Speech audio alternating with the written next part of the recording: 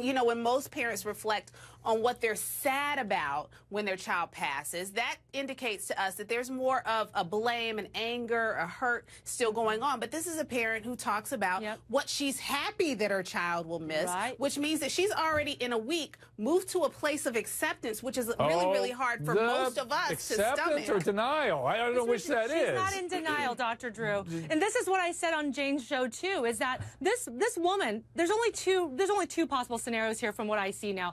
There's either she's standing by her man because she doesn't want to lose two family members at once. All right, okay. Or the more cynical thing is that she was complicit in this. Both of them decided as a couple that they were going to do this together. That's what Samantha thinks, right? Yeah, that's what, well, first of all, I want Evie to read all my emails. I'm blown away by you, Evie. Amazing. And I do agree with you, Judy.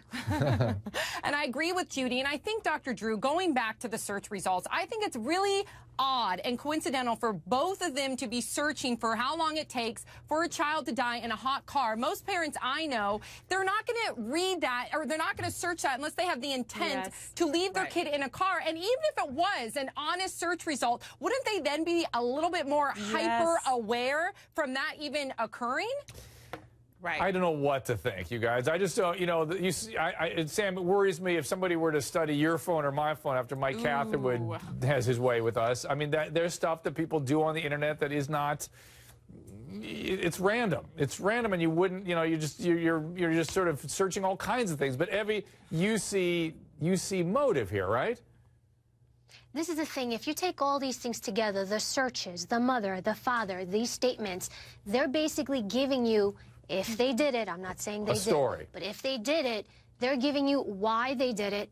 It's all about them. It's very little here about Cooper. She says she's not angry with Ross, the father, which is fine, but I think it's natural to be angry. So it's all right to be angry, but we don't see any anger here. Again, a typical parent would be angry, maybe not directly at the father. I agree. But in general, this is not, look, this is not typical or appropriate if you put all this stuff together. And again, Dr. Drew, police are holding him. I want to see that tape. I want to see how long, when he went back to that car, was he looking in that car? And Judy, all right? Was it a, and that's the thing that we're missing. He may have went in, looked in, and we just don't know it. Or maybe he opened it, threw something in, and closed it. But this is not good. I'm just telling you, this is not good at all.